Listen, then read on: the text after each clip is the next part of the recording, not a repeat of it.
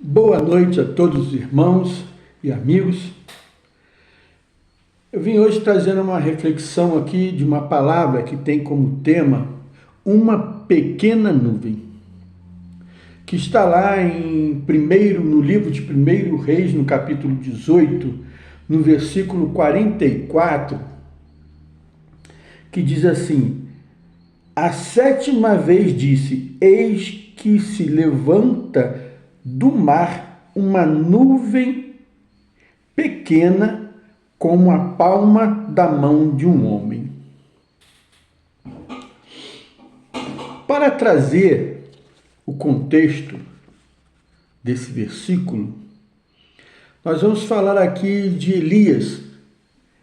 Elias, ele, diante de Acabe, por todas as coisas que Acabe vinha fazendo, adoração a ídolos como Baal e Acera, casou com a Jezabel, assassinou Nabote para tomar a sua vinha. Foram tantos pecados de Acabe que Elias vai até ele e ali profetizou que não haveria durante 3 anos e meio chuva em Israel. Uma seca terrível, uma seca que não atingiu só Israel, mas todos os povos vizinhos. Uma seca que trouxe um grande prejuízo às lavouras, os animais, pessoas morrendo. E ali, diante de Elias, ele profetizou que haveria uma grande seca, que a chuva só voltaria a ter chuva em Israel quando ele profetizasse de novo. E ali, Deus ali, diante daquela palavra ali de Elias, pediu para que Elias saísse de Jerusalém e fosse até a Jordânia, no vale, no ribeiro de Querite. Fica a mais ou menos 20 quilômetros de Israel. E ali, o Elias então parte para o vale de Querite, o ribeiro de Querite ali, na Jordânia, e fica ali mais ou menos 1 ano, sendo sustentado por corvos, como Deus lhe dissera, que ele seria sustentado pelos corvos ali. E durante esse ano que ele ficou lá, a seca extrema intensificou-se muito e o ribeiro secou-se. Então, Deus vem a ele de novo e fala: vai para Serepta. Lá tem uma viúva que vai te alimentar. E Serepta fica no Líbano, a 150 quilômetros de Jerusalém. Mais ou menos de 5 dias a 1 semana de caminhada. E ele obedece a Deus e vai para Serepta. Não devia ser fácil essa caminhada, porque era uma grande seca. E tanto é que ele, ao chegar em Serepta, na casa da viúva, ele pede a ela água. Tamanha era a seca que existia por aquela profecia que ele deu ao rei Acabe. E ali, aquela mulher já passando uma grande dificuldade por esta seca, ele, na hora que ela vai buscar água, ele pega: então me traz um pão também para mim. E ela ali volta-se para ele e diz: olha, eu tenho só um pouquinho de azeite, um pouquinho de farinha, vou fazer para mim e para o meu filho e nós vamos morrer. Mas ele ali fala assim: não traga primeiro para mim o pão. E ela, olhando para aquele homem, viu que era um profeta, apesar dela não ser uma israelita, ser ali do Líbano, da cidade de Fenícia, na região da Fenícia. Ela olha para Elias e vê que ele é um homem de Deus. Então ela vai lá, faz o pão e alimenta o profeta primeiro. E com esse ato de fé dela, ali Deus dá em abundância para ela azeite e farinha. E diz que a panela daquela mulher durante um bom tempo não ficou sem o azeite e sem a farinha. E Elias ficou ali naquela região da Fenícia ali por uns, mais ou menos ali, uns 2 anos ali na Fenícia. Depois desse milagre da multiplicação da farinha e do azeite, Elias, ficando por ali, aconteceu um outro fato. O filho da viúva faleceu, acabou morrendo. E ela vai até o profeta e fala para o profeta: ó, profeta, o que está acontecendo? Meu filho morreu.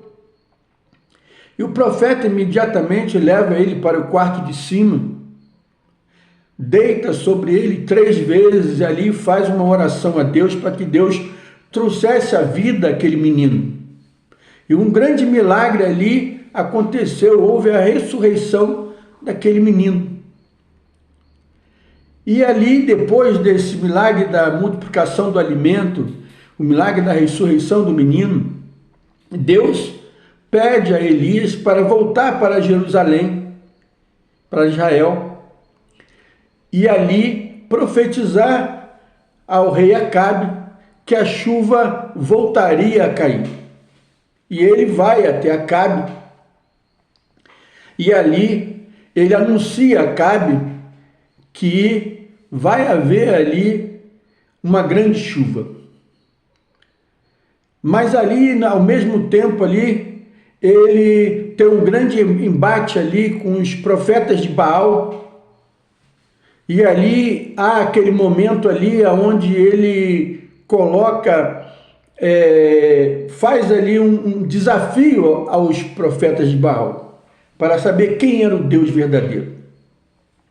Porque Elias sabia quem era o Deus verdadeiro. É o Deus que sustentou ele no ribeiro de Querite ali, ordenando aos corvos que levassem o alimento para ele. É o Deus que fez na cidade da Fenícia, lá no Líbano, o milagre da multiplicação do alimento da viúva e ressuscitou o filho da viúva.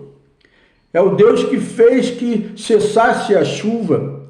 Então ele ali faz um grande desafio ali aos profetas de Baal. Faz ali uma fogueira e diz: aquele que fizer descer fogo sobre essa fogueira e queimar toda essa fogueira, será o rei vencedor, o Deus de Israel. E ali os profetas começam a clamar ali a Baal para que descesse fogo sobre aquela lenha. Eles se rasgam, eles se desvestem, se tiram suas vestes, fazem de tudo, mas nada acontece. E Elias ali, no ato de zombaria ali, joga água naquela fogueira, encharca tudo, e ali ora a Deus, e Deus desce um fogo sobre aquele lugar, secando aquela água, queimando toda aquela lenha. E ele ali mata todos os profetas de Baal, de Acera. E ali ele vai para a casa dele ali e fica ali com o seu servo e pedindo ao servo que olhasse o céu. E o servo fez isso durante 7 vezes. E ali na 7ª vez ele vê uma nuvem que vinha do mar, que parecia do tamanho da mão de um homem. Então Elias ali pede para o seu servo avisar para Acabe: volta correndo com o seu carro que vai descer uma grande chuva. E ali a chuva vem sobre aquele lugar. Mas Jezabel, sabendo que ele havia matado todos os profetas, anunciou que mataria Elias. E Elias, com medo, foge para o deserto e para a caverna. Esse contexto dessa passagem me leva a uma reflexão. Acabe era o rei Acabe tinha um grande compromisso de fazer o melhor serviço para atender aquele povo. Mas Elias não atendeu o povo, atendeu às suas necessidades.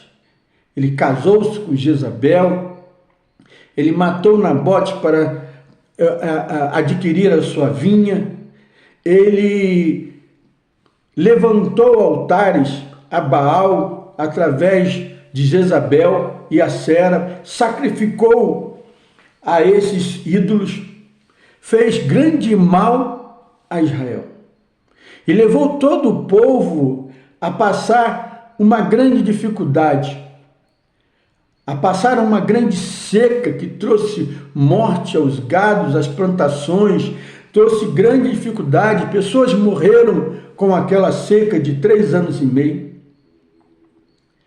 Ele trouxe ali ídolos para que o povo ali adorasse, e muitos deles caíram nessa circunstância, matou os profetas que se levantaram contra ele. Isso me leva a uma reflexão que quando nós estamos diante de uma liderança, seja num país, seja num estado, num município, seja qualquer liderança, e principalmente a liderança da casa, aonde somos sacerdotes dos nossos lares, nós temos a obrigação de fazer tudo aquilo que o Senhor espera de nós. Porque a liderança que é nos dada é para que possamos testemunhar das coisas de Deus, fazer com que todos que nos cercam, que estão à nossa volta, venham a servir ao Senhor, fazendo a vontade de Deus. Quando nós abrimos mão dessa ordenança do Senhor, de sermos sacerdotes da nossa casa, trazemos para dentro dos nossos lares o mal, assim como o rei Acabe trouxe para Israel o mal, nós trazemos para dentro da nossa casa o mal. Por isso, há muitas separações, há filhos rebeldes, há homens que têm feito muito mal ao seu lar, e deixando de dar um testemunho para que o seu lar siga os caminhos do Senhor. E esse é a nossa missão, de levarmos os nossos filhos à presença de Deus. A palavra diz que, ao ensinarmos nossos filhos, eles, quando crescerem, jamais esquecerão dos ensinamentos. E os ensinamentos não são feitos com palavras, mas com atitude, com testemunho, com uma vida diante do altar, com santidade, como homens íntegros, retos, temente a Deus. Quando somos vistos como um homem de Deus, assim como Elias era visto como um homem de Deus, as pessoas que estão à nossa volta também seguem esses caminhos, porque vê um caminho de vitória, um caminho de sucesso, um caminho de alegria, um caminho de felicidade, aonde o Senhor reina em nossos lares, através das nossas vidas. Nós, como pais e as mães, temos obrigação de fazermos do nosso lar uma casa onde o Senhor tem liberdade para agir. Através desse relato que eu fiz aqui, nesse contexto de Acabe, nós vemos que a autoridade que foi dada a ele usou mal. Ele fez muito mal a Israel, muito mal ao seu povo, muito mal ao Senhor. E quando nós não agimos conforme a palavra de Deus, também trazemos muito mal ao nosso lar, à nossa casa, quando não vivemos de acordo com a vontade de Deus. E essa palavra que eu quero deixar nesta noite é para que possamos nos colocar diante do Senhor como verdadeiros adoradores, aqueles que adoram em espírito e em verdade. Aqueles que adoram em espírito diante de Deus e de acordo com a sua palavra, que é a verdade. Aqueles que ensinam a palavra, aqueles que vivem a palavra, aqueles que praticam a palavra dentro das suas casas, fazendo os seus cultos, suas reuniões de adoração ao Senhor, lendo a palavra, trazendo conhecimento da palavra às pessoas que nos cercam, sejam os que estão na sua casa, sejam os que rodeiam a sua casa, te vejam como um homem de Deus, uma mulher de Deus, que ensina o que é correto diante de Deus aos nossos filhos, aos nossos cônjuges, aos nossos vizinhos, a todos que nos cercam. Temos a responsabilidade que nos foi dada de testemunhar, de dar um bom testemunho das práticas que fazemos diante do Senhor. Assim como Jó, que estava lá com os seus filhos, e Deus ali diante de Satanás, e Satanás questionando a Deus que ele só era fiel porque ele dava de tudo. Ele disse: você viu um homem Jó, o meu servo, um homem reto, íntegro, temente a Deus? Assim também como Estevão, o homem cheio do Espírito Santo. Quando Deus olha para nós, Ele espera ver em nós uma total devoção ao Senhor, adoração ao Senhor, com as nossas atitudes, com a nossa vida diante do altar. Que possamos, nesta noite, refletir se realmente estamos de acordo com aquilo que o Senhor espera das nossas vidas. Estamos aí à porta da volta de Jesus. O tempo já está inspirando. Há aí temores aí, de guerras, de terremotos, a fome na terra, a corrupção na terra, há todo tipo de mal sobre esta terra. E o Senhor está prestes a voltar e nos cobrará aquilo que deixamos de fazer. Seremos julgados pelas nossas omissões, seremos julgados por aquilo que não fizemos.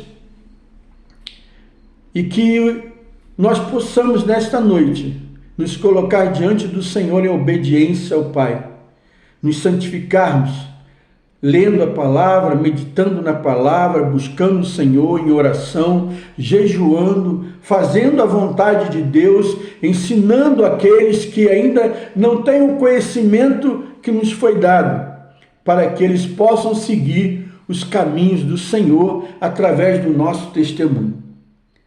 Eu aqui deixo essa palavra e oro nesse momento para que esta palavra alcance o seu coração.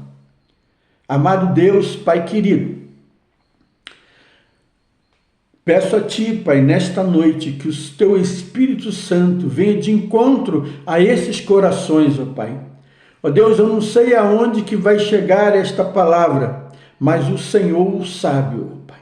E todos aqueles que ouvirem esta palavra, se coloquem diante de Ti, Pai, como verdadeiros adoradores, aqueles que adoram em espírito e em verdade, vivendo uma vida reta, íntegra, cheia do Espírito Santo, temente a Deus, buscando, Senhor, cumprir a Tua palavra, praticando todos os dias, ó Pai, a Tua palavra e servindo de testemunho para aqueles que nos rodeiam de um Deus poderoso, um Deus criador, um Deus santo, um Deus que está à porta para voltar e nos resgatar, nos remir para si, nos levando para a vida eterna.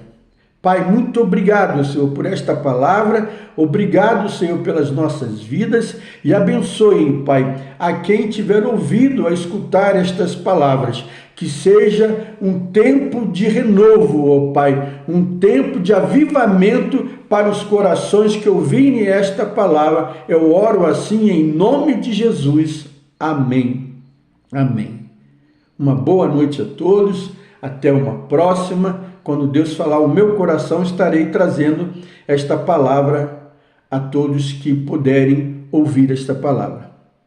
Em nome de Jesus eu agradeço a todos. Amém.